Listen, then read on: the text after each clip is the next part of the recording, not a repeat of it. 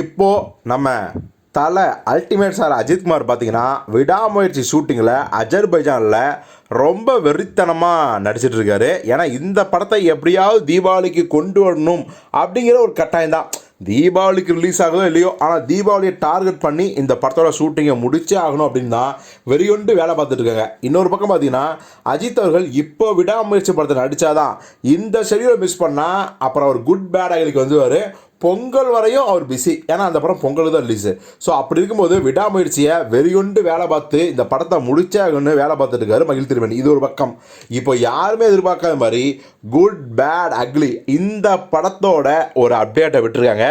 அப்டேட்னு சொல்கிறத விட ஒரு மாஸான ஸ்டைலான ஒரு போஸ்டரை விட்டுருக்காங்க.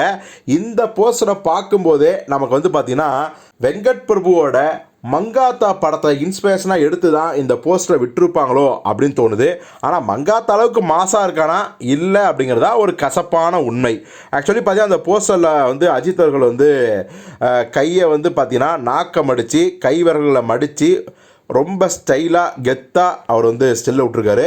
அந்த காஸ்டியூம் பார்த்தீங்கன்னா கழுத்தில் கர்ச்சீப் கட்டிருக்காரு. அந்த சட்டையை பார்த்தீங்கன்னா ஏதோ ஜெயில் கைதி சட்டை மாதிரி இருக்குது. கூட வந்து பார்த்தீங்கன்னா பாக்கெட்டில் 63 அப்படிங்கிற நம்பர் இருக்குது. அது நம்ம ஈஸியாக புரிஞ்சிக்க முடியுது, ஏன்னா இந்த படம் அஜித்தோட 63ஆவது படம்னு.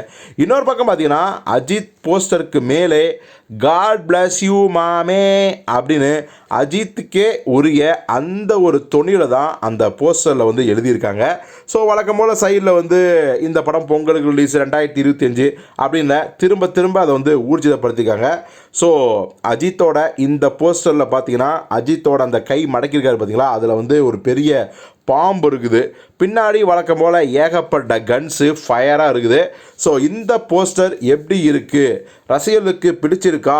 காட் பிளஸ் யூ மாமே அப்படிங்கிற வசனம் சாங்கோட லிரிக்கா, இல்லை வந்து நம்ம அஜித்குமார் இந்த படத்தில் அடிக்கடி பேசுகிற பஞ்ச் லைனா அப்படிங்கிறது தெரியல. ஸோ இந்த போஸ்டர் பற்றி உங்களுக்கு என்ன தோணுச்சு அப்படிங்கிறத கமெண்ட்டில் சொல்லுங்கள்.